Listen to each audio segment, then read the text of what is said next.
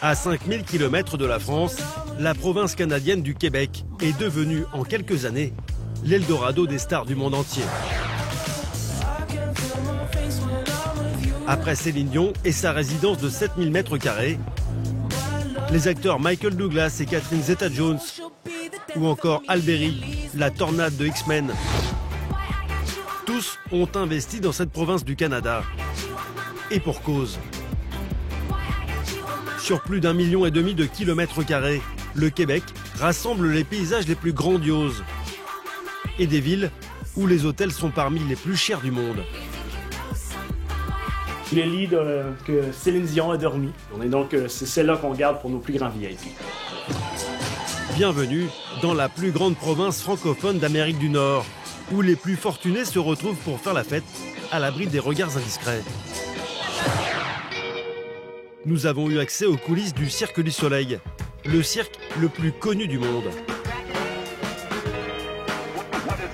Ce jeune acrobate est français et se prépare à des scènes risquées pour le tout nouveau spectacle.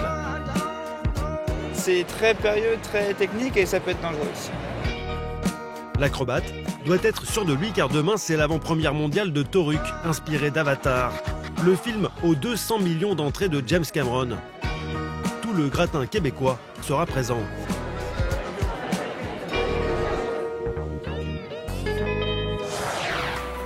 À 270 km de là, le château Frontenac est le plus connu du Québec. C'est ici que se prépare le bal du maire, une soirée caritative à plus de 800 € par personne. Il n'y a pas un endroit plus prestigieux. Les gens de Québec adorent se retrouver ici. L'événement exceptionnel devra être à la hauteur de ses invités prestigieux. Bonsoir à vous à la maison. Au nord du pays, Christophe et Sylvie ne vont pas avoir un seul moment de répit. Je viens vous chercher et je vous accompagne au chalet. Leurs 15 chalets de luxe affichent complet. Voilà le panorama. C'est le luxe au fond des bois. À près de 1 000 € la nuit, les Français vont devoir se mettre en quatre pour répondre aux exigences de tous leurs clients. Ouf, assez vivifiant comme sport. Et leur offrir des vacances inoubliables.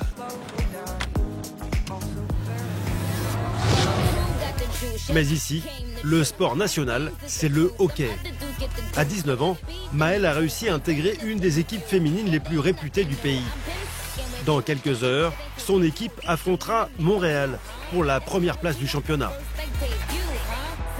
Battez-vous comme du monde, puis patinez-les, ils survivront jamais à la vitesse qu'on va sortir. Face à leur grande rivale, les filles de Québec sont prêtes à se battre pour gagner. Hey, sortez-la de là! Des sports extrêmes, beaucoup de neige et des grands espaces. C'est le luxe ultime que viennent chercher ici les touristes avides de sensations fortes et d'émotions.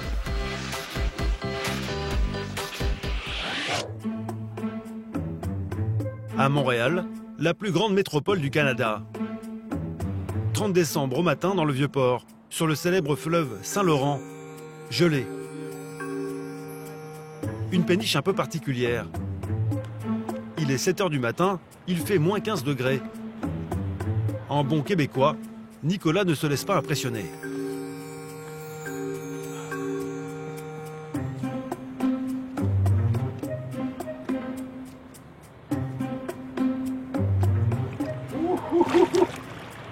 Ah, c'est chaud quand même.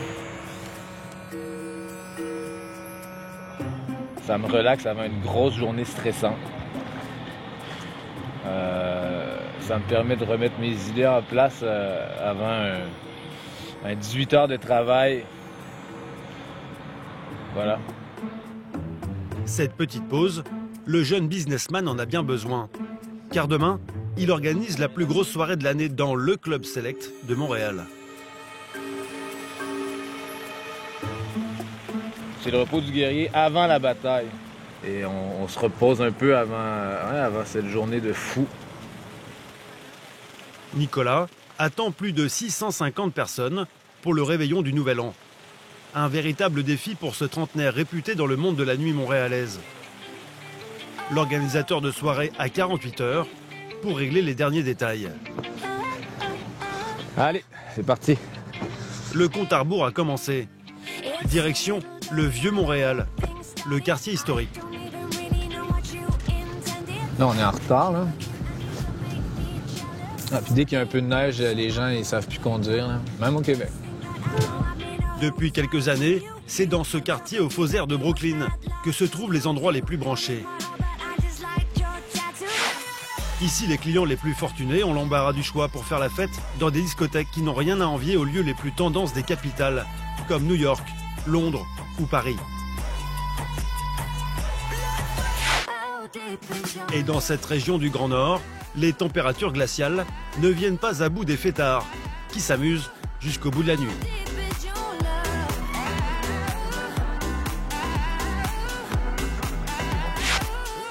Cette petite maison qui ne paye pas de mine est une institution des nuits montréalaises. C'est un bel endroit, Nico. C'est hyper beau, hein. Franchement, là, c'est une bâtisse... c'est une des plus vieilles bâtisses à Montréal. Le premier verre d'alcool qui a été servi légalement, c'était ici. Donc, en 1764, le premier permis d'alcool donné en Amérique du Nord, c'était ici. C'est ici que, depuis 5 ans, Nicolas organise des événements pour la jeunesse dorée de la ville. Excuse-moi, c'est que j'ai tellement d'appels que je vous vois, là. Au rez-de-chaussée et à l'étage, un restaurant réputé et 2 salles de réception. Au sous-sol, une boîte de nuit branchée. En tout, 1400 mètres carrés qui appartiennent entre autres à Garou, le célèbre chanteur québécois. Ici sont venus dîner et danser les personnalités du monde entier, comme Bono et son groupe U2, ou encore Jennifer Lawrence, la star d'Hunger Games.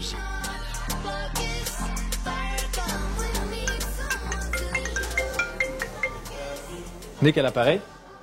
Depuis un mois, le téléphone de Nicolas n'arrête pas de sonner. Bonsoir, ça dépend combien de personnes.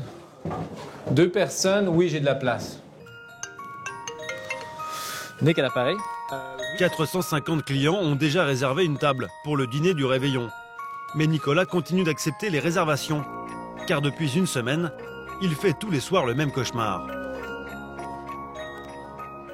Tu sais, le cauchemar que tu te réveilles puis que tu arrives à l'école puis t'as oublié ton pyjama, genre, là, puis t'es en bobette, là. Bien, cette espèce de cauchemar-là, moi, je le vis pour mes événements. J'ai toujours peur qu'il y ait personne, que les gens, finalement, se disent « Ah, cette année, je vais ailleurs. On va ailleurs. » Puis je me retrouve avec rien. J'ai investi des dizaines de milliers de dollars dans de la prod, surtout du temps, de l'énergie et surtout de la réputation. Et puis que finalement, il n'y avait personne. Ça, c'est ma crainte. J'en dors pas la nuit, là. J'en dors pas la nuit. Bon, Benoît, as-tu installé le néon dehors? Il faudrait absolument peinturer les planches noires parce que là, vraiment, on les voit beaucoup trop, là. On peut avoir des costauds pour nous aider? Richard, il est disponible. Nicolas veut que tout soit irréprochable. Il a investi plus de 45 000 € pour la soirée. À ce prix, ses clients auront un dîner de luxe servi par une armée de jolies filles dans une décoration soignée. Et pour l'aider dans toute cette préparation, il a un atout de choc. C'est joli, mais tu vois, il y en a des comme ça. Je sais pas qu'est-ce qui s'est passé. Ah, c'est que... Leïla a 26 ans, En fait, ce qui s'est passé, ancienne acrobate du Cirque du Soleil. Elle est aujourd'hui directrice artistique des événements de Nicolas, son mari et père de leur petite dernière, Zoé. C'est un travail familial. Ça va mieux dans ce temps-là. Ouais. Laila, c'est ma compagne, c'est ma partner, c'est mon amie, et c'est avec elle que je travaille pour tout ce qui est direction artistique. C'est la meilleure. Très objectif. C'est vrai que je suis peut-être un peu biaisé, mais pas tant que ça. Demain, en plus des 450 personnes attendues pour le dîner, 200 autres débarqueront ici pour faire la fête. Mettons-nous dans la peau du client, là. Le client va rentrer par ici. En tout, ce seront plus de 650 personnes à faire entrer dans cet endroit, qui est un vrai labyrinthe. Par ici. Pour que les clients n'attendent pas dans le froid, Nicolas et Leïla répètent le parcours inlassablement. Premier arrêt vestiaire, donne le manteau, machin. Deuxième arrêt, check-in. Excusez-moi. Salut, partner. Hey, partner. Travailler avec Nicolas, c'est être interrompu à tout instant. Toujours, oui. Surtout dans les événements comme ça. Ça va, toi? Il faut savoir être patient. Comme d'habitude, Nicolas a une urgence à régler. Leïla va devoir se débrouiller seule. Pas facile avec un bébé d'à peine un mois. Ce soir, la nuit va être courte, j'ai l'impression. Ah oui, vraiment. Hein? Vraiment, t'as entendu, Zoé, la nuit va être courte. Ah, ma chérie. Prépare-toi. Fait que laisse-nous dormir un peu, mon amour, OK? Les nuits sont toujours courtes avec un nouveau-né. Ouais, dors, hein, la poupoune. Le couple n'a plus que 24 heures pour tout finaliser. Un dîner de 450 personnes et une fête qui devra être à la hauteur de la réputation de Nicolas, l'homme incontournable des nuits montréalaises. À 400 km de Montréal, dans le nord du pays, Charlevoix est le paradis des sports d'hiver. Malgré des températures pouvant descendre jusqu'à moins 40 degrés, la région attire les Canadiens les plus fortunés, avec sa vue imprenable sur le Saint-Laurent et ses grands espaces enneigés. Allez, viens ma grosse. Où tes grosses filles? Christophe et Sylvie sont français. Depuis 10 ans, ils vivent à Charlevoix et comme tous les matins, ils rendent visite à leurs chevaux. On est venu chercher ça, là, se dépayser, être en communion avec les éléments, les choses simples. La paix, la tranquillité, la nature, les animaux, tout ce qu'on aurait pu trouver, tout ce qu'on n'avait pas trouvé, on n'arrivait pas à trouver ailleurs. Le couple a vécu dans les plus beaux endroits du monde, comme Paris ou même Saint-Barthélemy aux Antilles. En route! Mais c'est à Charlevoix qu'ils ont créé un paradis pour touristes privilégiés. Comment ça va? Comment ça va? Ça va bien? Très bien. Ouais? Vous aimez ça? Ah bah écoutez, ça se passe bien, oui. C'est de bonnes vacances? Excellent. Ah, attends. Bonne journée. Merci, bonne journée. Bonne journée. Si Christophe et Sylvie sont un peu expéditifs avec ses clients français, c'est parce que leur journée est particulièrement chargée. Le couple gère la location de 15 chalets parmi les plus luxueux de la région. Répartis sur un domaine de 40 hectares, tous sont perdus en pleine nature, dans la forêt. C'est la dernière semaine de l'année et leur location affiche complet. De bon matin, Christophe et Sylvie viennent s'assurer que tout est prêt. Bah, toute la salle là-haut. Vas-y, monte.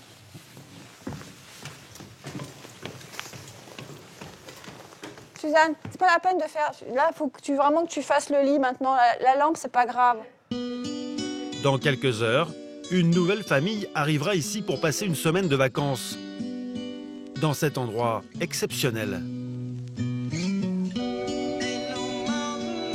Donc autant te dire que tu as une vue quand tu prends ton bain qui est assez exceptionnelle parce que voilà le panorama. C'est le luxe au fond des bois.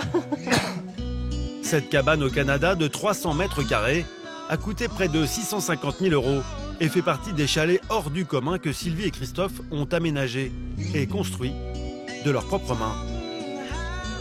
Là, c'est un grand lit que Christophe a fait ou si c'est lui qui a tout fait là? Ça, c'est voilà, ça, c'est des lits uniques. C'est des lits qui sont taillés à la tronçonneuse et que je trouve quand je débâtis des granges. Et puis c'est des poutres là qui ont 150, 200 ans. Mais ça c'est pareil, tu vois, là, les tours de fenêtres, tours de porte, c'est fait avec des chutes de bois. Je m'amuse à faire ça, c'est vraiment un amusement. Mais Christophe et Sylvie ne sont pas là que pour s'amuser. Vous avez un spa, un hammam, un sauna. Puis vous avez surtout une vue magnifique sur le Saint-Laurent, donc j'espère que ça va vous plaire. Leurs clients viennent de prévenir qu'ils vont arriver avec 2 heures d'avance. Et le chalet n'est pas encore prêt. Là, il vous manque juste une chambre à finir, c'est tout? La chambre des 4 des enfants. Ouais. Puis celle en haut. Celle-ci est finie? Ouais. Et celle-ci à finir? C'est ça. OK. OK. Bon, On fait vite. Les touristes ont déboursé plus de 4 500 € pour une semaine de location. À ce tarif, tout doit être parfait. Là, il faut mettre un tapis, une sortie de bain, il faut trouver quelque chose parce qu'on ne peut pas laisser ça comme ça. J'essaye de mettre tout joli pour que quand ils arrivent, c'est comme s'ils étaient attendus par la petite fée du logis qui a tout préparé pour eux. Donc les petites serviettes, les petits savons, exactement comme presque dans un palace. C'est pas le palace, mais c'est un peu le même esprit au niveau accueil, au niveau réception du client. Sylvie n'a plus que quelques minutes pour peaufiner les derniers détails. Elle espère que dès leur arrivée, ses clients seront émerveillés par leurs vacances à Charlevoix. Retour à Montréal, dans le quartier de Downtown.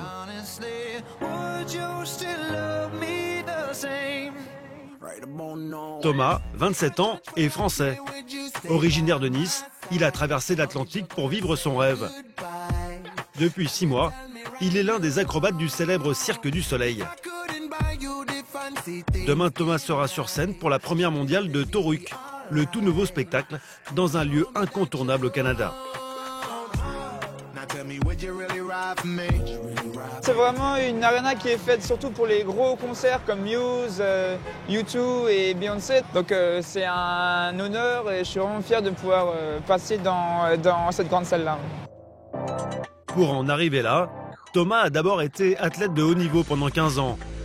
Il a même fait partie de l'équipe de France de gymnastique. Depuis 5 ans, il se produit dans des comédies musicales, comme Notre-Dame de Paris ou encore le célèbre show The House of Dancing Water à Macao.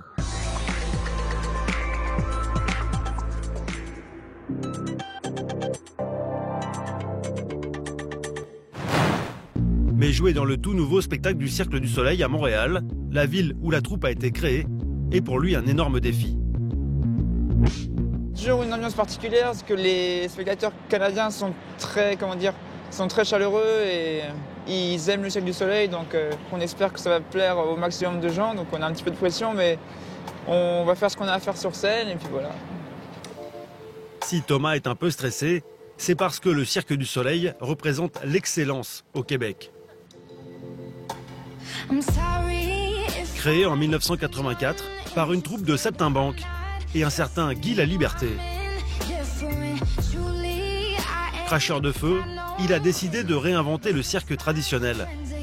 Désormais, les scénographies sont millimétrées, dans des décors toujours plus surprenants et des costumes dignes des plus grands spectacles du monde.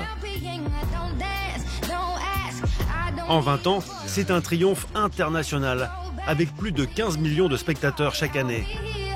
Et des spectacles joués dans le monde entier.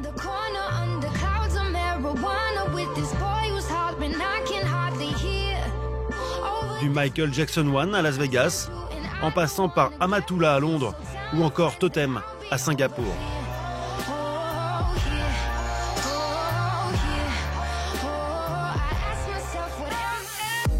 C'est dans la banlieue de Montréal, dans un endroit tenu secret, que se préparent à l'abri des regards les spectacles du Cirque du Soleil. 1300 artistes de 55 nationalités différentes sont passés par ici.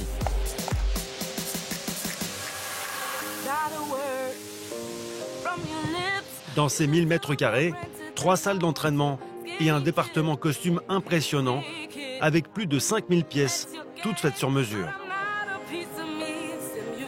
Nous avons eu un accès privilégié aux coulisses du tout dernier né du Cirque du Soleil. Toruq, inspiré du film événement de James Cameron, Avatar. Aujourd'hui, les artistes s'échauffent avec précision. Dernier entraînement pour tous les artistes avant la première mondiale de Toruq, devant tout le gratin québécois. C'est parti. Depuis des mois, Thomas, le jeune Français, répète avec précision les acrobaties les plus périlleuses du spectacle.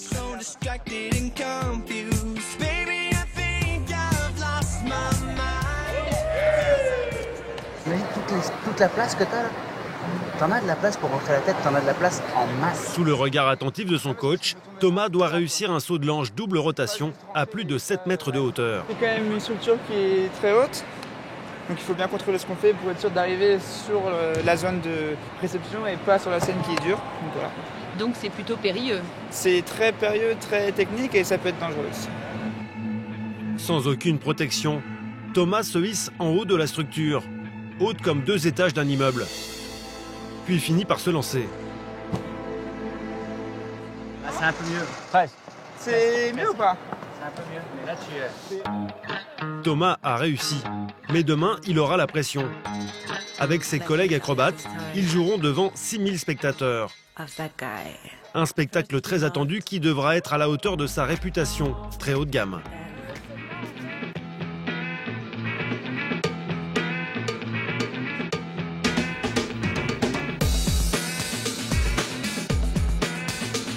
À 270 km au nord-est de Montréal, une ville canadienne attire de plus en plus de curieux, la ville de Québec. Située aux abords du fleuve Saint-Laurent, elle est avec ses 500 000 habitants la ville la plus peuplée de la province, après Montréal. Des vieilles rues pittoresques classées au patrimoine de l'UNESCO. Et un spectaculaire château qui surplombe la vieille ville. Ce monument, c'est l'emblème du Québec, mais aussi le plus grand palace de la région.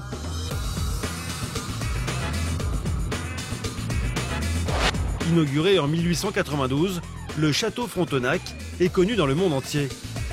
Il a même reçu le prix du château le plus photographié au monde.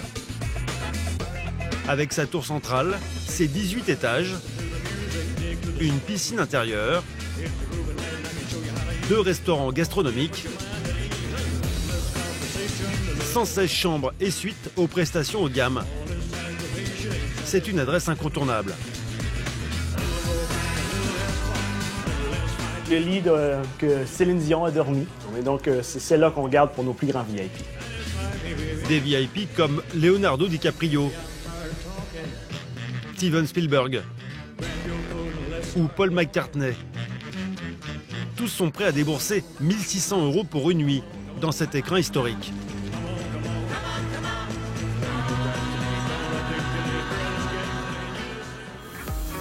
Ce matin, l'hôtel est en plein préparatif.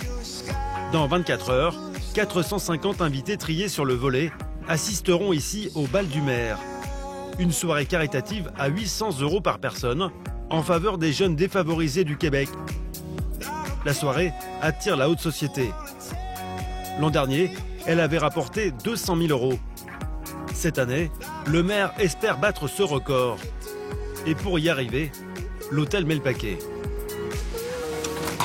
Dans les étages du château, Alexandre, le chef des gouvernantes, commence son inspection. Demain, certains invités du maire dormiront ici.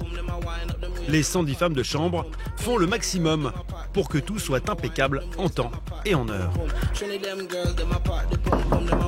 Housekeeping.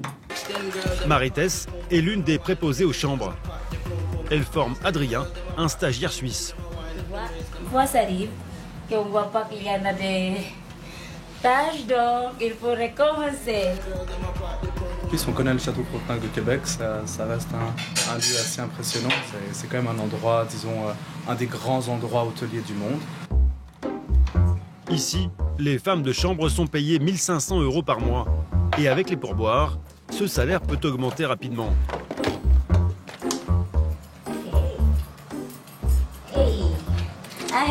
J'ai un pourboire. C'est mon cadeau de Noël. Au 14e étage de l'hôtel, le chef des gouvernantes termine sa tournée. Bonjour Marie-Tess, je vais inspecter ta chambre. Et le moins que l'on puisse dire, c'est qu'Alexandre est du genre maniaque. Très critique sur les verres, s'assurer que le téléphone fonctionne. Les clients s'attendent à ce que ce soit parfait. Dans la chambre de Marie-Tess, c'est impeccable. Mais à l'étage des suites, une mauvaise surprise l'attend. Alors qu'il vérifie chaque recoin, dans la salle de bain, un cheveu a été oublié au fin fond d'un tiroir. Donc, je vais utiliser mon linge. Ni une ni deux, Alexandre répare l'erreur et continue sa tournée. Au rez-de-chaussée, la soirée du bal du maire occupe tous les esprits. Bonjour Pierre. Et surtout celui de Baptiste. De Paris à Hong Kong, ce chef cuisinier français a travaillé avec les plus grands, comme Alain Ducasse. Aujourd'hui, il dirige 2 des 3 restaurants de l'hôtel. Messieurs, dames, bon matin. Pour ne pas faillir à la réputation du château, le chef Baptiste va devoir préparer un dîner haut de gamme pour les 450 invités. Direction les cuisines. Bon matin. Ça va? Bon matin. Bon matin, chef. Bon matin. Ça va, Alexandre? Ça va très bien. Bonne Bonne journée. Merci. Bon matin, t'es devenu québécois, Baptiste? Bah, écoute, au bout d'un moment, c'est ce qu'on appelle de l'intégration aussi. Mais bon matin, bonjour, on n'est pas si loin. Et je trouve que ça a quand même une bonne consonance. C'est agréable de commencer comme ça avec un bon matin. Et avec l'accent, tu peux nous le faire? Bon matin. Dans les dédales du sous-sol de l'hôtel, les cuisines sont à l'image de l'immense forteresse. Chaque jour, le chef parcourt une dizaine de kilomètres. Aujourd'hui, il doit peaufiner le repas qui sera servi demain aux invités du maire. Est-ce que tu as de la purée de betterave? Oui, la betterave. Ouais, très bien. T'as du beurre aussi, Frank? Pour composer son menu d'exception, le chef a déjà une petite idée en tête. Il compte surprendre les invités du bal avec son dos de bar. J'essaye de l'arroser au maximum pour le rendre le plus brillant, croustillant sur sa peau. Un peu de thym, un peu d'ail. Tout ça, ce sont des légumes qu'on peut retrouver, si tu veux, dans la région de Charlevoix. Les beaux légumes de Madame Leblond, c'est une famille qui a des potagers depuis très longtemps au Québec. Ils font des produits fantastiques. Avec ses produits de luxe, Baptiste espère séduire les Québécois très attachés à leur terroir. Dans le reste du château, tout le personnel est également sur le pied de guerre pour que demain le bal du maire soit à la hauteur du prestige de ses invités.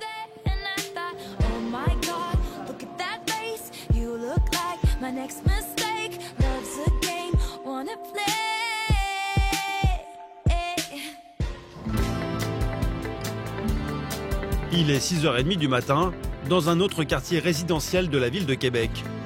Moi, je t'ai préparé ton âge, Maëlle. Maëlle, 19 ans, est franco-canadienne. Il y a 8 ans, elle a quitté Évry et la banlieue parisienne avec sa famille pour vivre au Canada, le pays de son père. C'est parti, une bouteille d'eau. Comme tous les matins, Sonia, sa mère, lui prépare sa lunchbox. Une habitude des lycéennes québécoises pour le déjeuner. Ça, c'est pas très écologique, mais je peux pas faire autrement. Tiens. Merci, maman. En emménageant à Québec, Sonia a dû renoncer à ses grasses matinées, mais aussi au bon café français du matin. C'est du pipi de chat. En réalité, il est pas très bon, mais on s'adapte. Ces sacrifices, Sonia les a faits avant tout pour sa fille. Depuis toute petite, la franco-canadienne a un rêve insolite. Devenir l'une des meilleures joueuses de hockey sur glace au monde. Et pour cela, elle a dû troquer ses tenues de fille pour une véritable armure de guerre. Ça, c'est des gants. C'est pas mal ça. Il y a un casque, il y a des culottes, des coudes, les patins. C'est les épaulettes pour protéger le haut du corps. Ouais. Plus tu grandis, plus tu montes de niveau et plus tu dois investir dans un équipement de hockey. C'est lourd un peu, oui, mais on s'habitue. Une tenue que les Canadiens connaissent par cœur. Ici, 1 habitant sur 5 joue au hockey. Un sport national plutôt dangereux, souvent défini comme étant le plus rapide du monde. Avec un frère hockeyeur et un père entraîneur, Maëlle a baigné dans ce sport depuis toute petite. Je prenais des photos de lui, puis on est vraiment très proches, Axel et moi. Je suivais mon frère partout. Il était sur la glace, puis moi j'étais dans les estrades et je faisais la même chose que lui en roller, puis non, je voulais suivre l'exemple de mon frère. En fait, j'avais fait une petite fille parce que je voulais qu'elle fasse de la danse classique, petit tutu rose avec la petite dentelle. Et puis, je voulais rien savoir du hockey. Pour moi, le hockey, c'était un sport de gars. Mais Maëlle en a décidé autrement. Fini les tutus et les juste au corps. 4 fois par semaine, la jeune hockeyeuse s'entraîne dans cette patinoire du centre de Québec. Son équipe, les Limoilous, est l'une des plus réputées du pays. Demain, elle jouera le match le plus important de la saison. Dernière pratique avant Noël. Hein? C'est la dernière officielle. On va continuer ce qu'on a vu hier, ce qu'on a vu mardi, c'est-à-dire on va faire des 1 contre 1 et en plus, on va travailler en sortie de zone. Ça marche? Pascal coach cette équipe depuis 13 ans. Pour lui, une défaite est inenvisageable. D'autant que demain, les recruteurs des plus grandes universités américaines seront présents dans la salle. Drop la rondelle, passe derrière, gagne espace, toi rapidement, viens gagner. Je veux que la passe se fasse sur la ligne rouge. Les meilleures joueuses pourraient se faire repérer et se voir proposer une entrée à l'université pour jouer dans les plus grandes équipes du pays. Viens t'en échapper, le groupe qui est ici donne une poque au défenseur qui suit. Défenseur tape la rondelle, on prend le rebond et on essaie de la mettre dans le net. Les deux côtés en même temps. On se lève la tête, c'est important. Et ça, c'est une petite nouveauté, on l'a vu mardi. Là. On veut pratiquer le long jeu en zone neutre pour pouvoir battre les défenseurs. C'est une genre de petite stratégie surprise pour demain. Pour surprendre leurs adversaires, les joueuses vont devoir s'adapter. Mais pour Maëlle, la Française, ce n'est pas évident.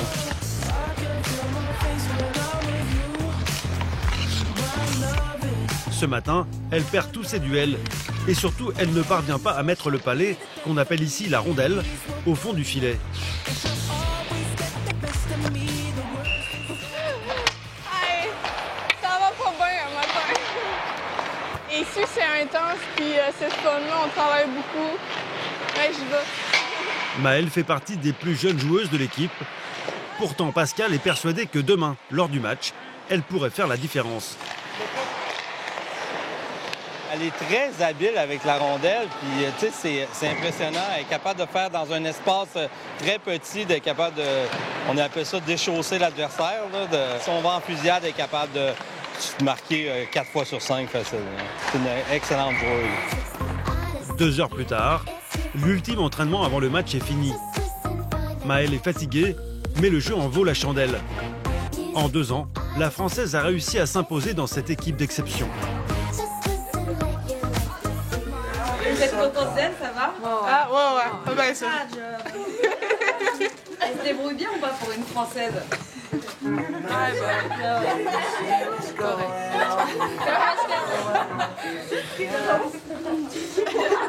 Les filles sont détendues. Pourtant, demain, elles joueront leur titre de championne face à leur grande rivale de Montréal. Le lendemain, c'est le jour J. Il est 14h. L'équipe des Limoilou part pour Montréal, où elle jouera ce soir le dernier match de l'année, et aussi le plus important. Vous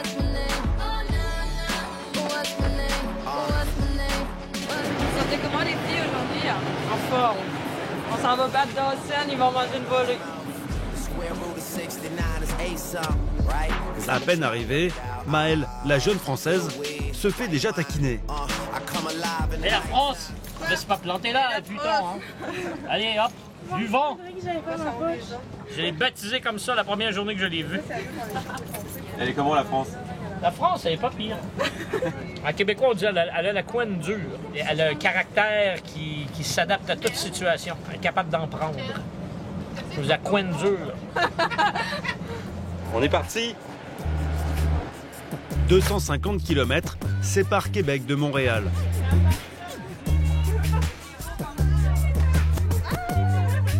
Alors que certaines en profitent pour faire leur devoir de lycéenne, Procédé comique. Le comique des mots. Maëlle préfère s'isoler. Je me calme, puis je m'excite pas trop pour rester concentrée.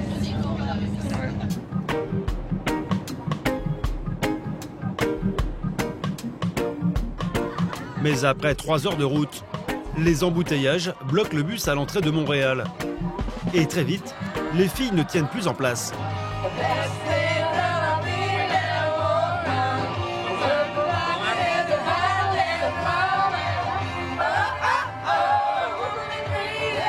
Ce qui m'inquiète le plus, c'est le trop longtemps qu'on passe dans l'autobus. La préparation d'avant-match, on est capable de compenser, mais là, on bouge pas. Il y en a qui dorment, il y en a qui sont mal assis. Là, on les sent. Vous n'avez pas senti l'activation aussi? Là, on les commence à parler plus fort. Il faut s'habiller, il faut se préparer. On manque de temps, là, assurément. Avec ce retard, les Limoilou risquent de se retrouver sur la glace sans avoir le temps de s'échauffer. Or, en face d'elles, les Dawson ne leur feront aucun cadeau.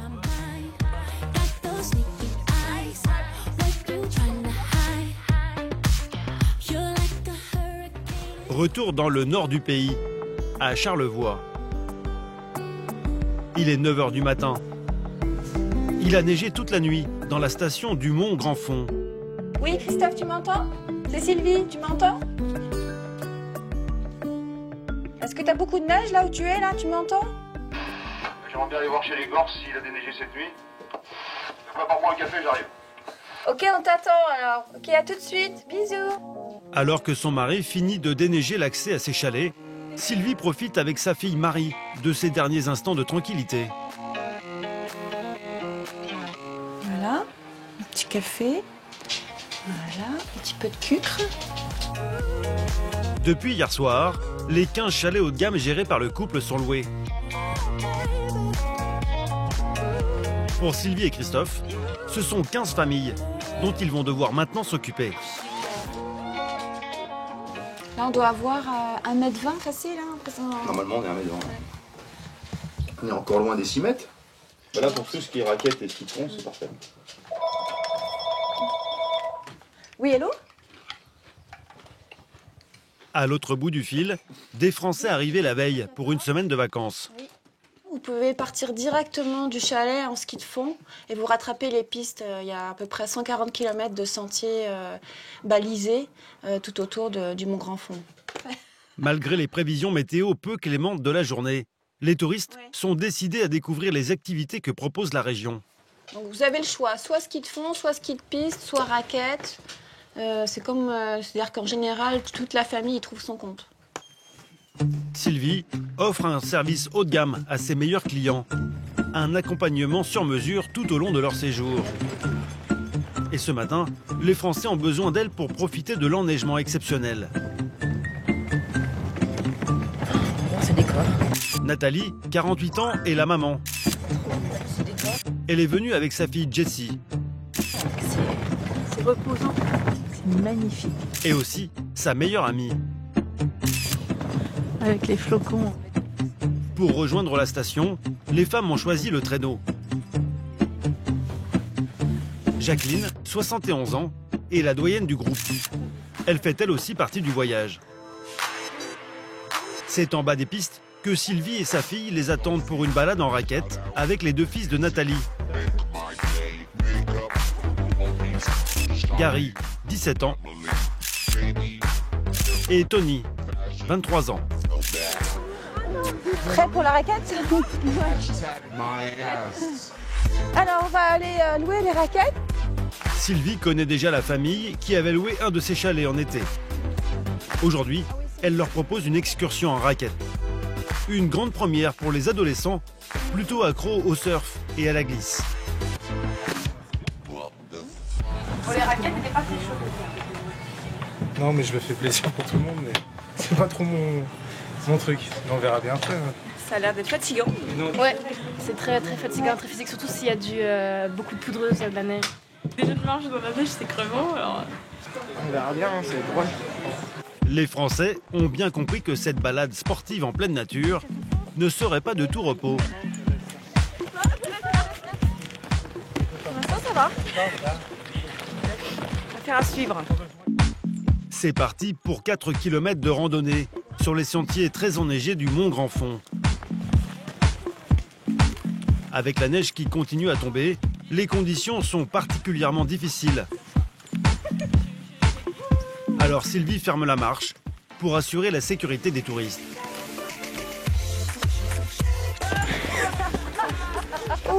Assez vivifiant comme sport. Plutôt un moyen de déplacement utilisé depuis des millénaires en Amérique du Nord pour atteindre les zones inaccessibles. Et ça, les ados l'ont bien compris. Je me suis dit, je vais me lever pour aller faire de la raquette. Voilà quoi. Mais au final, en faisant n'importe quoi et puis en rigolant, on se fatigue vite quoi. Non, c'est cool hein. Prêt? 1, 2, 3. Ouais, c'est déjà... Les jeunes courent partout, sortent du sentier et ont plutôt l'air de s'amuser. On dirait que Sylvie a réussi son pari.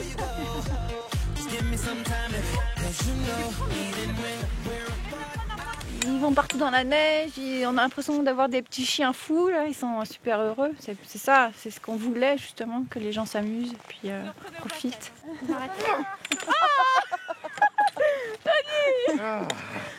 Après 2 heures de raquette, Marion et Jacqueline, les 2 seniors du groupe, commencent à montrer quelques signes de fatigue. Mais le refuge n'est plus très loin. C'est là que Sylvie emmène les Français pour faire une pause. Un lieu très dépaysant pour la famille, habituée aux restaurants plus traditionnels.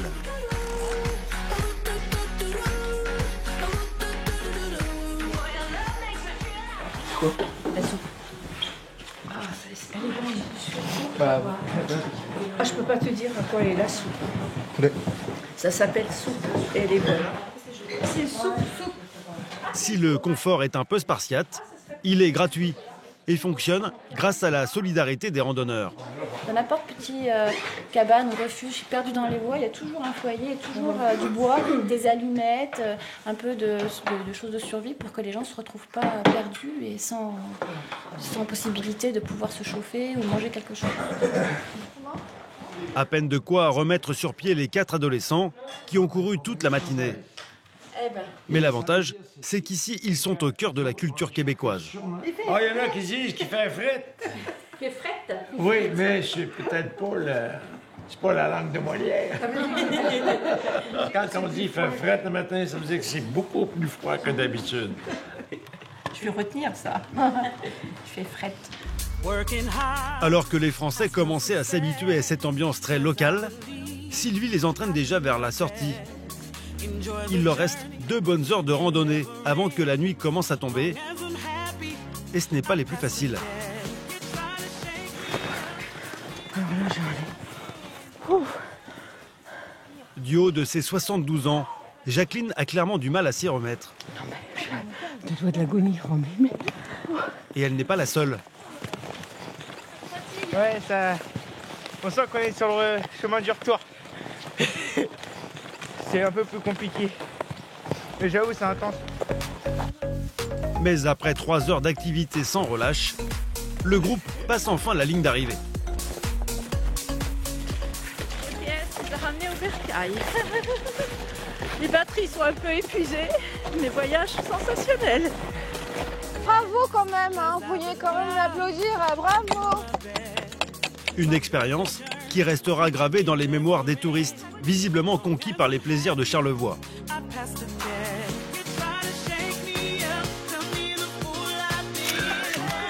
D'autant qu'après l'effort, le réconfort va être immense. La nuit commence à tomber sur le chalet des Français, déterminés à passer une semaine de vacances typiquement canadienne. Dehors, il fait moins 7 degrés, mais pour les Français qui veulent goûter au luxe québécois, pas question de finir la journée sans un bon spa. À 40 degrés.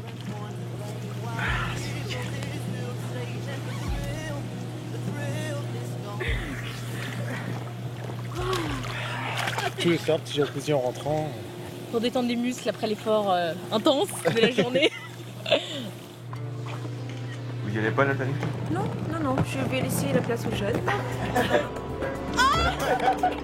C'est un petit peu frais quand même. Pas de quoi refroidir les adolescents, décidés à passer des vacances inoubliables dans le Grand Nord canadien.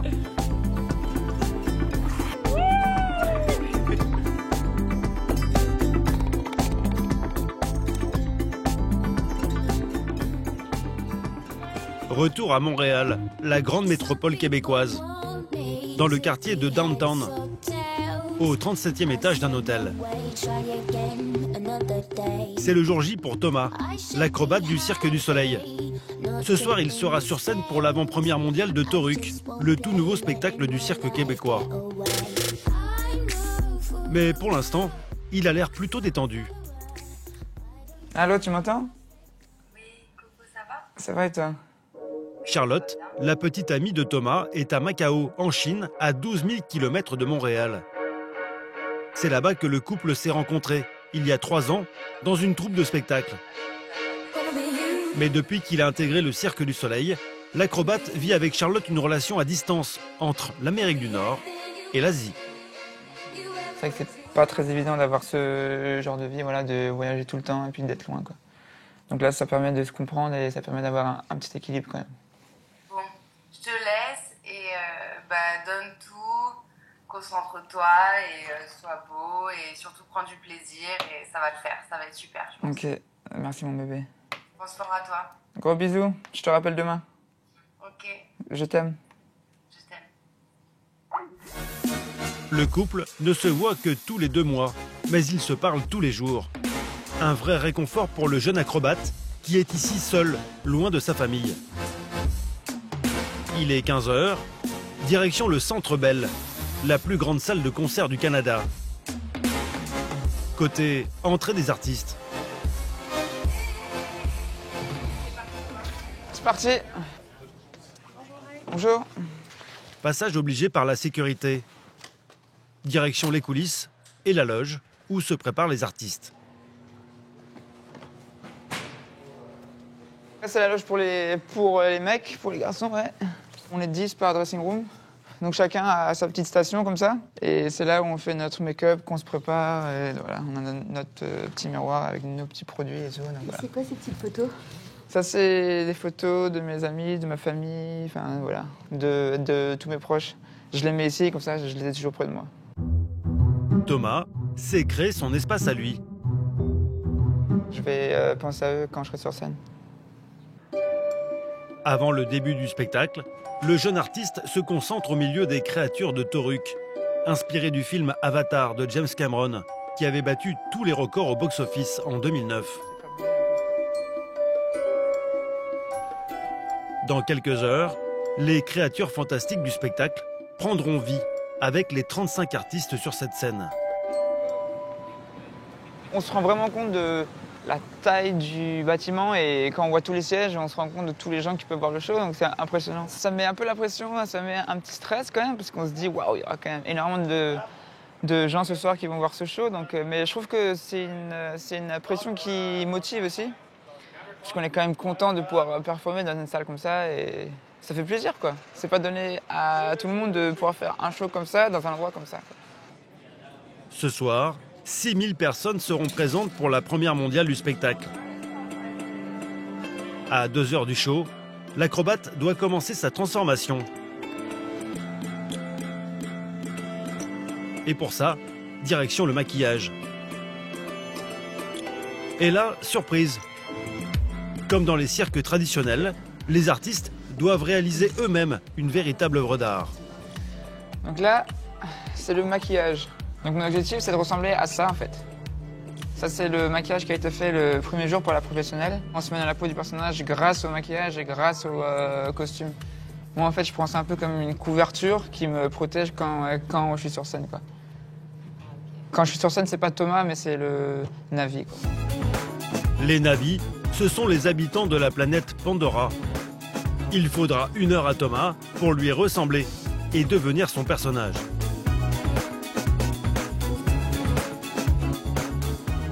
Là, je commence vraiment à rentrer dans la peau du Na'vi, ouais. Il me reste plus qu'à mettre ça, encore la queue, les chaussures et la pièce qu'on met sur la tête aussi. Ses chaussons et sa combinaison ont été faits sur mesure, comme tous les autres costumes du spectacle.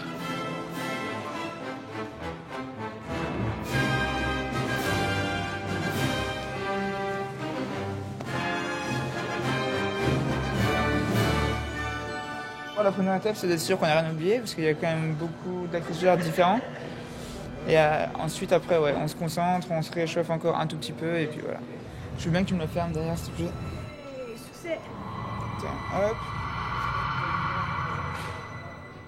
Et maintenant, la perruque.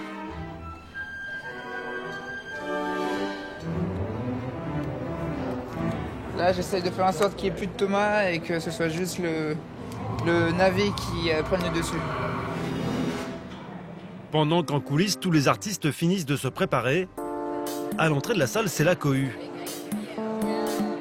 Toute la presse s'est donné rendez-vous ce soir pour l'avant-première mondiale du nouveau spectacle du Cirque du Soleil. Un véritable événement au Québec. On est sur le tapis rouge pour l'avant-première mondiale du Cirque du Soleil, inspiré du célèbre film Avatar. Pour l'occasion, des navis et des animaux, tout droit sortis de la planète Pandora. Mais pour l'heure, la véritable vedette, c'est James Cameron, l'homme qui a inspiré ce spectacle. Et quand un navire rencontre son créateur, ça donne ça.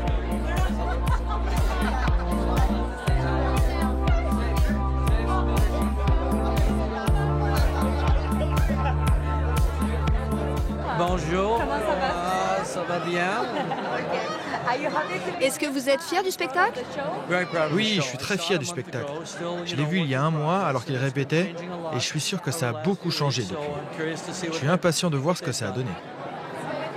Et les stars québécoises ont elles aussi répondu présentes. Parmi elles, Rock Voisine et Garou, qui retombent en enfance. C'est vraiment comme un enfant qui vient au cirque ce soir. Ils ont réinventé le cirque, ils ont réinventé le visuel du spectacle. Et je connais personne dans le domaine artistique qui travaille aussi fort que ça pour être encore très créatif tout en restant très récréatif. Reste à savoir si les 6000 Montréalais présents dans la salle seront transportés par ce tout nouveau spectacle. La magie va-t-elle opérer? Thomas, le jeune acrobate français, sera-t-il à la hauteur?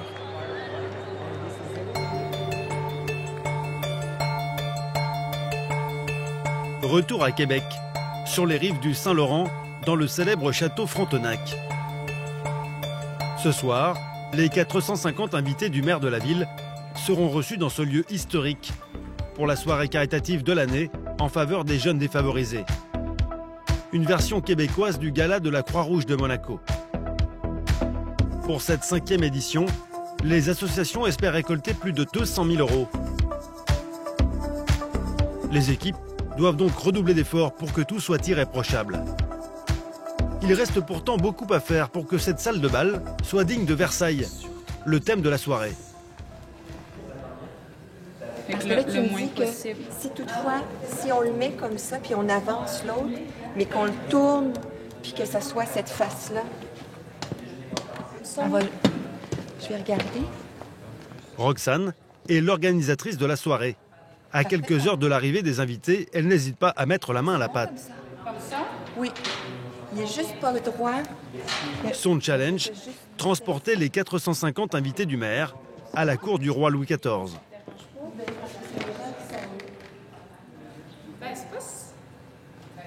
Quand je suis rentrée tout à l'heure à 8 h voir la salle, j'ai vraiment eu le... Oh, que c'est beau! Il n'y a pas un endroit plus prestigieux. Les gens de Québec adorent se retrouver ici, au château. Ça fait partie de leur identité. Il y a une mémoire affective dans ce lieu-là qu'on ne retrouve pas ailleurs. Il y a plein de beaux endroits à Québec, mais le château reste le château. Est-ce qu'on peut refroidir le petit Frontenac, s'il vous plaît? Dans ce décor de rêve, Roxane et Jean-Marc ont une préoccupation majeure. Vraiment, la piste de danse, c'est, d'après moi, 3 pieds de plus par rapport à ce qu'il y a. Je sais. C'est pour ça, parce que je sais qu'une année, il avait exigé d'avoir une grande piste.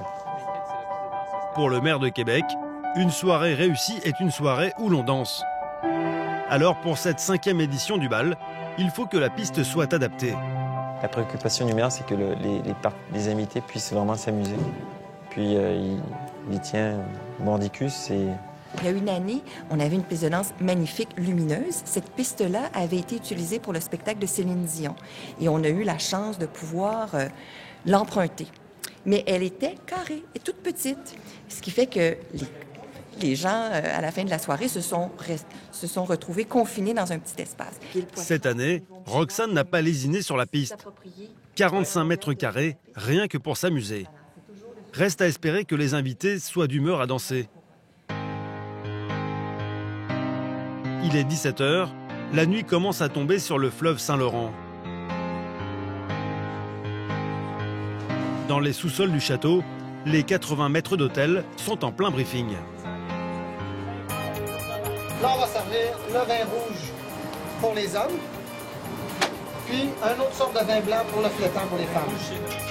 Les équipes du chef travaillent d'arrache-pied. Quant à Baptiste, le chef cuisinier, ce qui le préoccupe, ce n'est pas le dîner, étonnamment, mais plutôt l'idée un peu insolite qu'il a en tête. Complet. Tous les deux, vous êtes plutôt... Faut pas que ça bouge, hein? Pour surprendre les personnalités les plus influentes du pays, le chef a décidé de parader dans la salle de bal avec des animaux empaillés pour évoquer les repas fastueux de la cour de Versailles. Imagine la bête. Cette énorme tête de bison sera le clou du spectacle. Incroyable, hein? Je réfléchis encore à savoir si on va le prendre ou pas. C'est un peu la surprise du dernier moment. C'est plus dans le sens où la nourriture qu'on pouvait amener à Versailles était astronomique, gargantuesque. De se dire, voilà, on vous amène telle pièce, le cochon entier, la parade de ça. C'est un clin d'œil. Baptiste voudrait défiler lui-même avec cette tête de 25 kilos sur l'épaule. Une décision risquée, d'autant que dans la salle de bal, l'espace entre les tables est limité. En même temps, tous les deux. Vous faites un temps d'arrêt. Voilà. Je vais me mettre deux. Et moi, je vais passer devant. Baptiste tient à mettre en scène lui-même la parade. Le parcours est millimétré. De porter des brancards, ça reste quand même assez spécifique. Il va falloir faire attention à ce qu'il y a dessus, donc de bien rester droit. On va avoir du temps, donc c'est de prendre son temps aussi, là. Tu sais, pas de stress, là. Les gens, ils sont là pour regarder, ils vont faire waouh. Donc, pas de pression. Au Québec, le chef français a appris à ne pas stresser. Pourtant, dans moins d'une heure, les 450 invités du maire lanceront les festivités. D'ici là, il reste 45 tables à dresser et quelques détails à régler.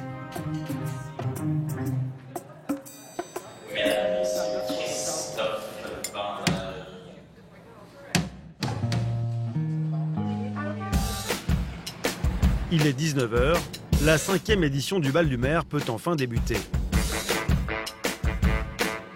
Devant l'entrée, c'est le ballet des belles voitures. Toute la haute société québécoise s'est donné rendez-vous.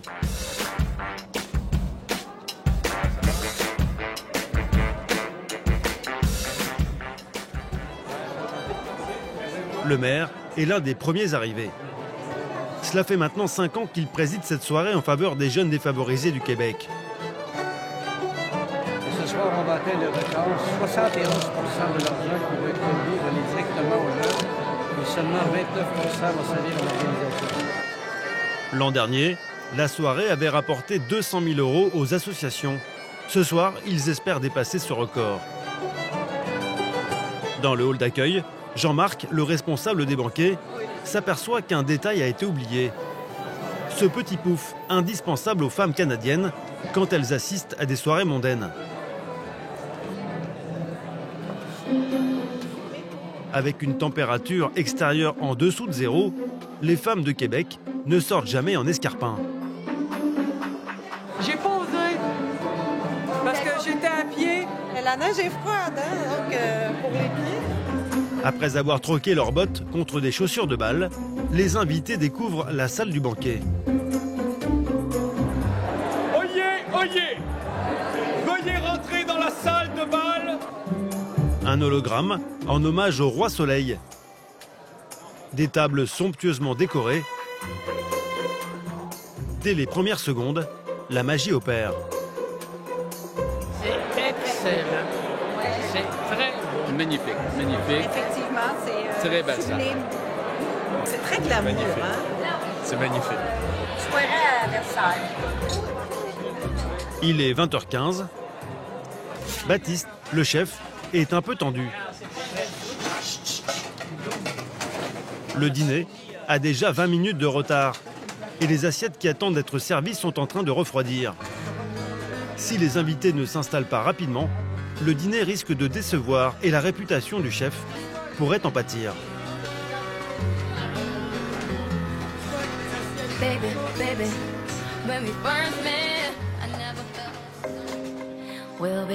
Montréal, le 31 décembre au matin. La neige est tombée toute la nuit. Il fait moins 15 degrés. Les joies de l'hiver.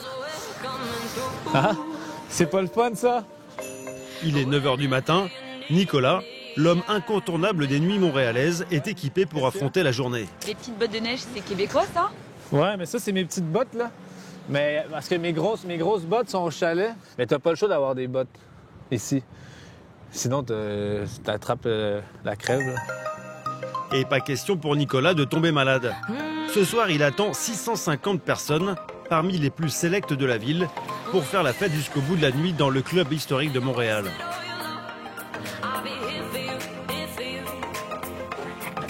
Oh merde!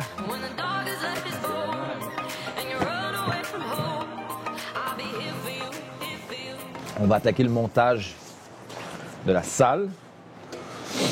Pour Nicolas, une grosse journée marathon commence.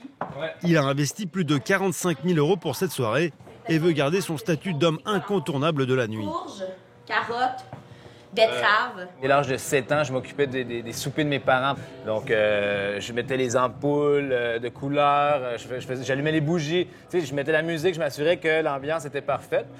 Mais à l'époque, je me doutais pas que ça pouvait être un métier. Ouais, je suis chanceux d'être un acteur dans le nightlife, finalement, à Montréal. Du cèdre, du beau cèdre canadien, là. Ça sent bon, ça sent le frais, ça sent l'hiver. Mais là, ça fait non. Je veux pas ça, moi. Il faut que tu le coupes là, parce que là, après, c'est trop épais. We need a sécateur. Oh yeah, oh yeah! Le grand organisateur des fêtes montréalaises ne ménage pas ses efforts. Tu sais c'est quoi, un vrai général, un vrai leader? C'est quelqu'un qui est le premier sur le champ de bataille et qui est le dernier à en sortir. C'est pas avoir de succès si tu travailles pas, si tu te lèves pas tôt, puis si tu finis pas tard. C'est mathématique. C'est pas juste être devant ton ordi à réfléchir à des concepts. Tu t'automotives là? Ouais, là je m'automotive. Là. Il est 16h. Dehors, la déblayeuse n'est toujours pas passée et Nicolas s'impatiente. Et comme je répète depuis le début, ça m'énerve quand les choses se passent pas, donc je les fais moi-même. C'est les joies de l'hiver. À ce rythme-là, pas sûr que le businessman tienne jusqu'au bout de la nuit. OK, messieurs. Mais peu importe, car sa priorité, c'est le client. Et surtout les clientes. En fait, la Québécoise sort en talons et elle a très froid et elle a de la difficulté à marcher et elle se rend péniblement jusqu'au bar. Puis rendue au bar, ça va bien parce qu'il fait chaud. Puis en sortant, mais avec un verre dans le nez, elle marche comme ça dans la neige, tu sais. Puis c'est ça, la fille québécoise. Non, c'est pas facile d'être une femme au Québec. Hein? Julien, John, Massimo... On se retrouve à l'étage, s'il vous plaît. Dans l'auberge, les 80 employés sont présents. Ce soir, serveurs, hôtesses et barman devront vendre un maximum de bouteilles pour rentabiliser les 45 000 € investis dans les boissons, la décoration, le repas, mais aussi l'équipe. Caroline, la responsable de tout ce personnel, est chargée de motiver ses troupes. Oui, c'est le dernier meeting avant l'événement. On est presque prêt, mais on n'est jamais prêt. Les filles, moi, je veux voir des grosses bouteilles sortir. OK? Ça part à peu près à 60-70 $. Je veux vraiment du gros vin qui sort. Je serais vraiment super heureux. Hey, guys! Hey, on se prend une photo! On se prend une photo avant que tout le monde monte. Je veux tout le staff ici, puis on prend une photo. L'enjeu de la soirée est clairement posé. Vous êtes les premiers sur la ligne de bataille. Let's go! Alors que tout le monde est apprêté et que dehors les premiers clients commencent à arriver, l'organisateur de la soirée, lui, n'a que quelques minutes pour se préparer. J'ai même pas eu le temps de rentrer à la maison, relaxer, prendre une douche. C'est clac, là, dans les dents comme ça. Là. Le businessman a tout planifié de façon millimétrée pour que ce soir, à minuit, le dîner soit terminé et les clients tous sur la piste de danse pour célébrer la nouvelle année. S'il vous plaît, ladies and gentlemen, please. Si dans la salle l'ambiance commence à prendre, dans les coulisses, Let's go, guys. Nicolas est plutôt stressé. Go, go, go, go, go. Yep, yep. Vas-y. J'ai besoin de la viande. Plateau de viande. Il tient à ce que tous les clients soient servis en même temps. Mais avec 450 convives, le défi est difficile à relever. Voilà. Nick, l'objectif, c'est que tout arrive en même temps sur les tables, c'est ça? C'est une vague. C'est une vague, donc il faut que ça aille le plus rapidement possible. Sinon, il y en a qui mangent et d'autres qui mangent pas, puis c'est la honte. On va les prendre. C'est chaud. Perfectionniste jusqu'au bout, l'homme de la soirée vient à la rescousse de son équipe. C'est bien? Oui, go. Merci. Et s'improvise désormais serveur. Guys, let's go! Il est un peu perdu, mais ne se démonte pas.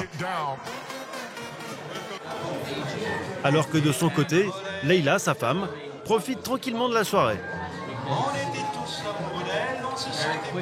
Nicolas n'est pas à sa place. En fait, j'ai pris sa place. Il est supposé être super là-bas, mais ça fait partie d'être avec quelqu'un qui organise la soirée. À 23h, et malgré quelques contretemps, tout le monde est finalement sur la piste de danse, prêt à célébrer la nouvelle année. Les jolies filles et le champagne sont au rendez-vous.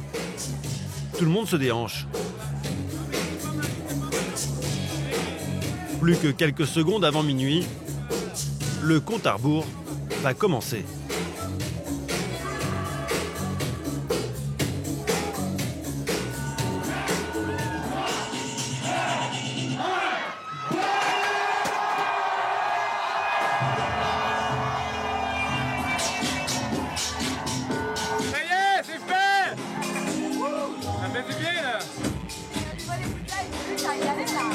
Ça dépense bien, les bouteilles sortent, les filles sont bonnes, les filles sont belles, ils font un bon travail.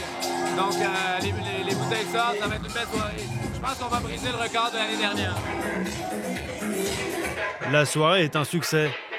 500 bouteilles vendues et plus de 100 000 € de recettes. Le brillant trentenaire a réussi son pari.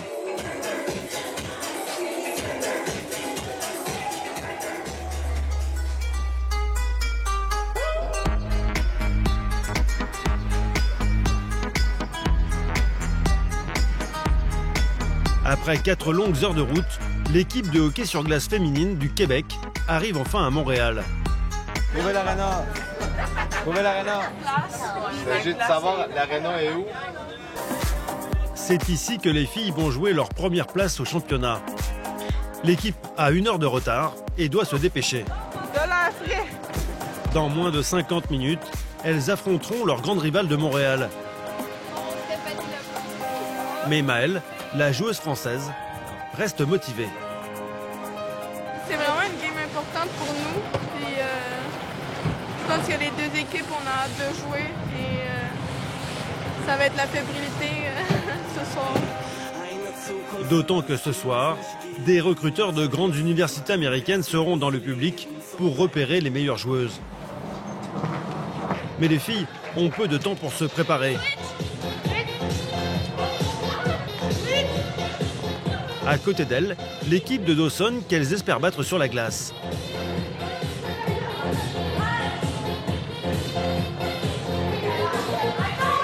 C'est pas nos copines, non? C'est pas nos amis. On est vraiment proches, fait que ça monte l'intensité un peu, la rivalité. C'est sûr que c'est la compétition tout le temps avec eux. C'est normal, ça fait de la haine. On veut les battre. C'est ça l'enjeu. À cause de son retard, l'équipe de Québec zappe une bonne partie de l'échauffement et boucle le tout en moins d'1 quart d'heure. Quant à Pascal, le coach, il abrège lui aussi son discours d'avant-match et va droit au but. C'est important que quand ils startent avec la rondelle, vous assurez de jumper dans leur face. Je veux même pas qu'on négocie là-dessus, là. C'est dans leur face. Battez-vous comme du monde, soyez intelligents dans votre façon de jouer, soyez quick dans vos présences, puis patinez-les, patinez-les, patinez-les, ils survivront jamais à la vitesse qu'on va sortir. Les mots du coach sont féroces, comme le rap musclé que les filles ont l'habitude d'écouter pour se motiver. Ça, c'est notre chanson. On rentre plus dans la game, on dirait. C'est le temps, là. C'est là. En moins de 2 minutes, les jolies lycéennes se transforment en redoutables guerrières.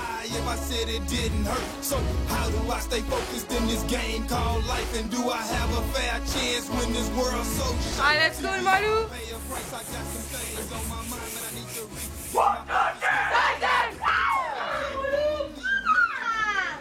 Lors de leur dernière rencontre, les joueuses de Québec se sont inclinées face à Montréal. Ce soir, ils règnent dans la patinoire comme un goût de revanche. 20h, le match est lancé. Au hockey, 5 joueuses et une gardienne s'affrontent sur la patinoire. Objectif, marquer le maximum de buts.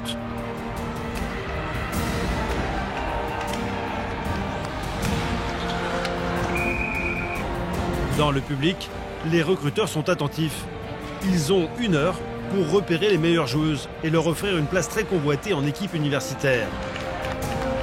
Le rêve de Maëlle et de toutes les filles sur la glace.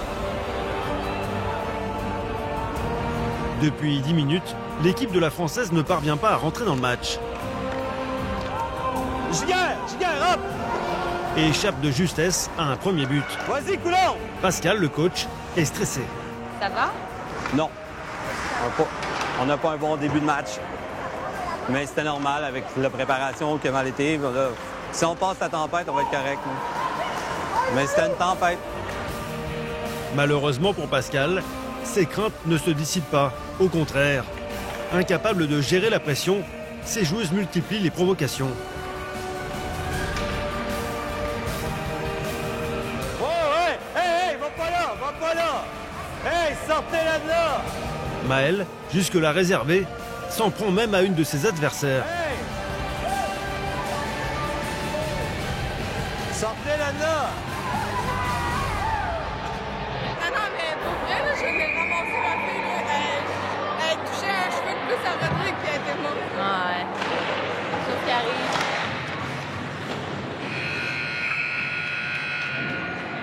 La mi-temps tombe à pic. Les deux équipes repartent chacune de leur côté au vestiaire pour mettre en place leur stratégie. Pascal, le coach des Limoilou, rappelle aux filles la tactique qu'il a déjà mise en place avec elles la veille. Ici, là, bien gagner l'espace libre pour pouvoir rentrer large puis arrêter de leur donner la rondelle. Là, vous essayez de passer à travers, ça passe pas aujourd'hui. OK? Je suis pas satisfait des 20 premières minutes. On est capable de faire plus que ça, gang. OK? Prenez du beat au plus vite. Là. OK? Prenez du beat puis venez jouer. Là. Parce qu'on est en retard là, dans ce début de match-là. Là. Okay. Ça va être dur à gagner si on reste à ce niveau-là. Il ne faut pas rater nos chances comme on est en train de les rater. Là. Ça marche? La lancette, on passe ça? Allez, les filles! En seulement quelques minutes, les joueuses québécoises se sont ressaisies. Et très vite, elles se mettent à marquer.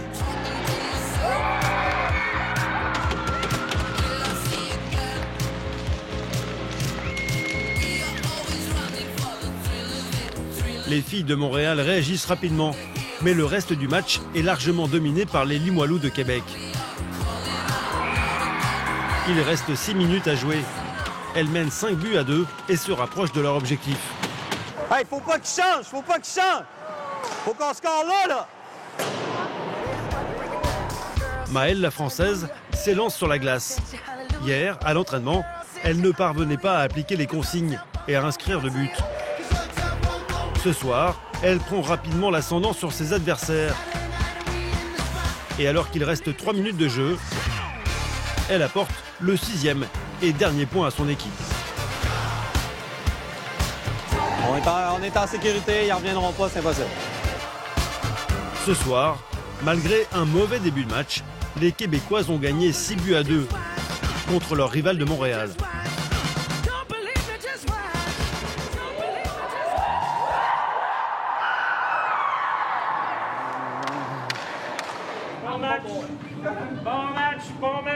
Bon match. Vas-y.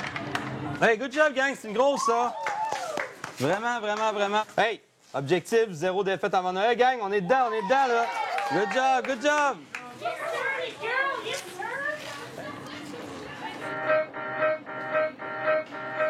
Dans les coulisses, les recruteurs attendent les joueuses.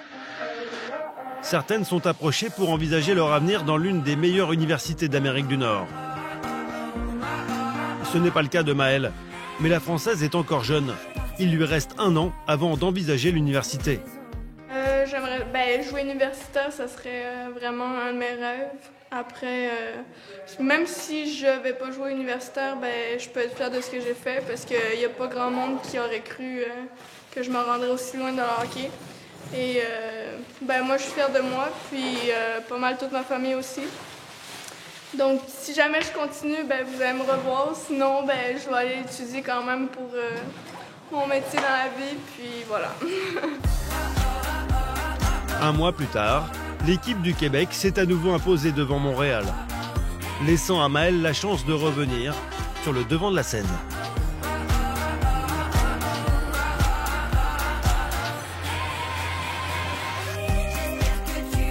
Dans le nord du pays, sur les monts enneigés de Charlevoix, il fait moins 17 degrés. Pas de quoi impressionner Nathalie et sa famille. Non, ça va, on est bien couverts. Puis après, il reste la cagoule, le casque, tout le reste de l'équipement, mais je pense que ça va le faire. Bien emmitouflés dans un équipement spécial conditions extrêmes, les Français sont plus motivés que jamais. Ce matin, c'est motoneige pour tout le monde, avec le grand spécialiste de ce sport extrême. En plus de louer des chalets haut de gamme, Christophe est vice-président de l'Association des motoneigistes du Québec. Très exigeant sur les règles de sécurité, le passionné l'est aussi sur l'équipement.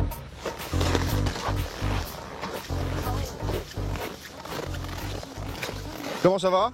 Ça va. Les machines sont prêtes, je les ai chauffées ce matin, on s'habille bien, je vais vérifier vos vêtements si tout est fermé, si vous n'êtes pas trop habillé ou pas assez habillé. Vous avez tous un sous-pantalon? Oui. Ouais, puis pareil, un sous-pull, ça interdit ça, voyez. Ah, c'est un pull, j'ai cru que c'était une écharpe, désolé. Pas d'écharpe, interdit les écharpes. C'est une écharpe. Ouais, interdit. Parce que si jamais elle sort au vent puis qu'elle se prend dans la chenille, c'est étranglement, pendaison. Donc on n'est pas venu là pour ça non plus, hein.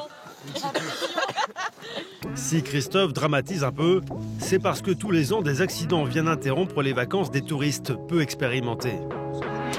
Limitation de la vitesse, arrêt d'urgence, distance de sécurité, Christophe multiplie les consignes pour mettre en garde les vacanciers. Encore. Voilà, là c'est parti. Après avoir vérifié que tous les conducteurs avaient bien leur permis de conduire, Christophe lance le départ. Moi je vais partir devant. Ouais. Elle va compter jusqu'à 3 ou 4. Tu vas me suivre. Après tu vas compter 3 ou 4 secondes. Tu vas la suivre et ainsi de suite. Ok? Vas-y Tony, démarre. C'est parti pour une heure de motoneige sur les 5200 km de sentiers balisés de la région.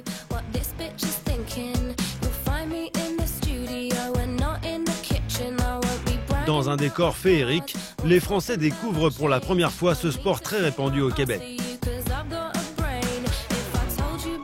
Après quelques minutes, Christophe décide de s'arrêter sur le plus beau point de vue de la région. Mais à peine sorti des sentiers battus, et c'est la chute pour Jessie, la fille de la famille, et surtout Jacqueline, sa grand-mère de 72 ans.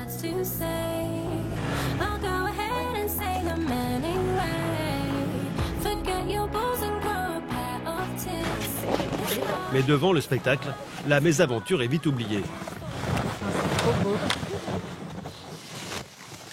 Donc là, ça représente le Québec en une image parce qu'on a le fleuve, on a les montagnes, on a les forêts, les lacs.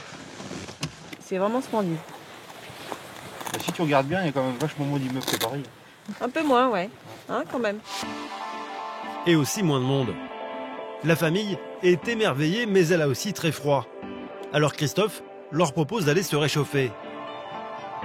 Dans une ambiance typiquement québécoise, les Français vont découvrir les plats les plus traditionnels du pays. Alors c'est du pain de mie avec de l'effiloché de poulet, une sauce brune versée à l'intérieur et au-dessus. Ensuite ils mettent des petits pois et ils servent ça avec des frites. C'est bon ou pas? C'est très copieux.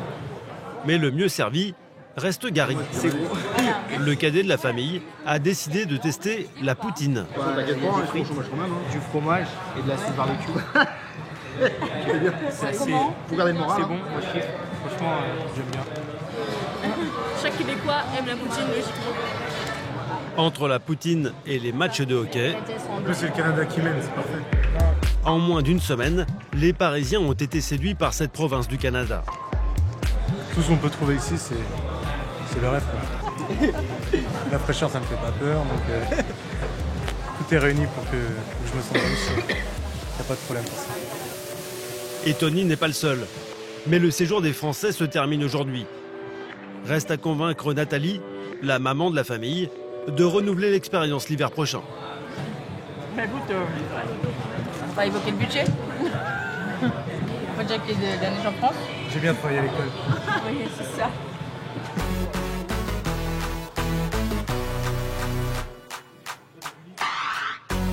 Retour à Montréal, au Centre Bell, une des plus grandes salles de spectacle de la ville. Il est 21h, les spectateurs ont pris place et dans quelques minutes, le rideau va se lever. Thomas, le jeune acrobate français, s'apprête à entrer en scène. Il est concentré. On entend les applaudissements du public qui s'impatientent, ils ont vraiment envie que le spectacle commence, donc c'est un mélange de stress, de motivation, d'excitation, et donc c'est un mélange de tout ça qui fait qu'on se sent fort, et je vais essayer d'utiliser toutes ces émotions pour être le meilleur possible sur scène. Dernier échauffement en coulisses.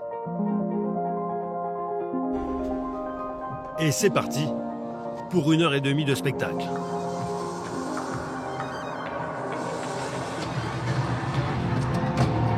Sur scène, les 35 artistes donnent tout.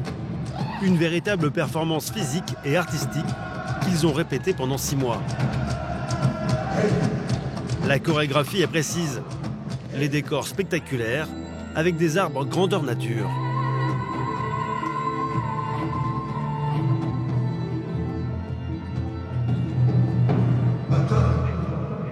En tout, 20 tableaux illustrent avec féerie le monde d'Avatar inspiré du film de James Cameron.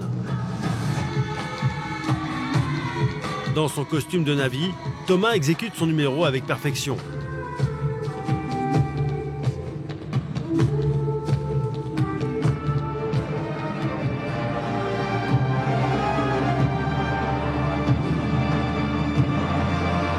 Après 1h30 de spectacle, orchestré avec précision, c'est un tonnerre d'applaudissements et une ovation pour les artistes. Ce soir, le Cirque du Soleil a gagné une fois encore le cœur du public québécois.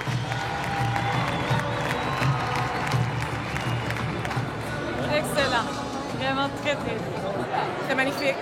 C'était vraiment beau, c'était beau. Impressionnant. Dans les coulisses, c'est le même enthousiasme. Les 35 artistes sont soulagés et heureux.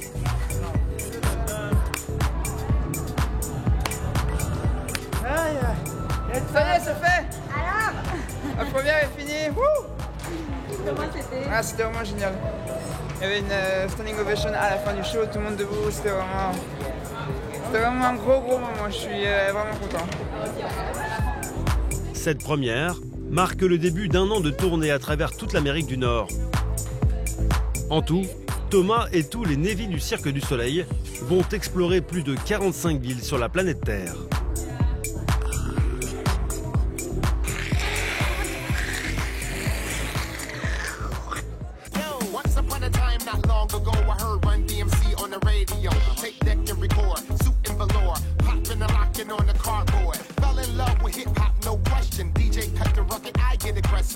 Au cœur du centre historique de Québec, dans le plus grand palace de la ville, la soirée caritative présidée par le maire est lancée. Mesdames et messieurs, le roi et la reine de la soirée, on les applaudit chaleureusement. Louis XIV et sa femme Marie-Thérèse d'Autriche ouvrent les festivités. Dans la salle, les 450 invités triés sur le volet sont transportés à Versailles, le thème de la soirée. Bonsoir à vous à la maison. Objectif, récolter plus de 200 000 € pour les jeunes défavorisés de la ville. Pendant que dans la salle de bal, les invités se laissent transporter à la cour du Roi Soleil. En cuisine, Baptiste, le chef français, est tendu. Ce qui le préoccupe, ce n'est pas son repas qui est prêt et n'attend plus qu'à être réchauffé au dernier moment, mais la parade qu'il a imaginée pour transporter les convives à la cour du Roi Soleil. Vous êtes sûr de votre coup, là? On n'a pas le choix. C'est un essai. Dans quelques minutes, il défilera avec ses équipes dans la salle de bal, avec des brancards remplis de nourriture. et la fameuse tête de bison de 25 kilos. On a tout le temps. Parce que ça, c'est fragile, ça peut tomber à droite et à gauche. S'il y a un client qui se prend une pomme sur la tête, pas fun. C'est un peu stressant, peut-être, mais ça devrait bien se passer. L'idée de Baptiste est risquée, mais c'est ce qu'il a trouvé de mieux pour rappeler le faste des banquets de Versailles et surprendre les invités. Et on vous invitera à vous asseoir maintenant pour admirer rien de moins que ce que vous allez manger ce soir.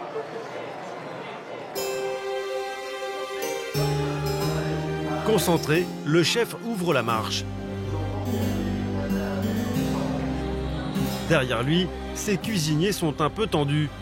Ils transportent plus de 30 kilos de nourriture chacun. Un seul faux pas, et la soirée de rêve pourrait virer au cauchemar. Mais le défi a été relevé et les invités peuvent maintenant profiter. On n'a jamais de problème au château. On est à Versailles. Jamais de problème. Exactement.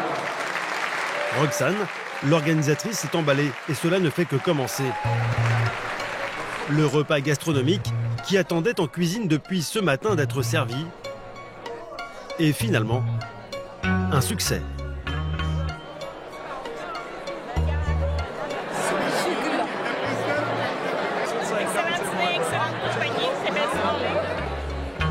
Verdict identique pour Régis Labaume, le maire de Québec, qui ne pense pourtant qu'à s'amuser. Je bois. Vous mangez pas plus si vous pouvez. Eh bien, ce merveilleux repas, mesdames et messieurs, a été préparé avec une équipe absolument fantastique. Je vous présente le chef Baptiste Peupion, qui est accompagné du chef Maxime Albert et Alexis Jegou, qui sont juste là, qui ont préparé le repas pour vous ce soir.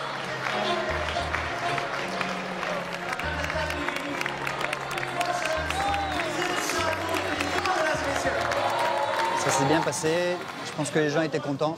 Ça fait descendre un petit peu la pression, là les gens sont plus relaxés, la fin de la soirée arrive, ils vont commencer à danser. On a passé une belle soirée. En tout cas, merci beaucoup. Santé. Alors qu'en coulisses, les équipes peuvent enfin souffler, au premier étage, la fête bat son plein. La piste de danse, installée spécialement pour l'occasion, est remplie à craquer. La haute bourgeoisie québécoise est déchaînée. La soirée a rapporté 335 000 $, près de 220 000 € pour les jeunes défavorisés de Québec. Ce soir, le célèbre château de la ville aura permis aux riches donateurs de conjuguer générosité et festivité.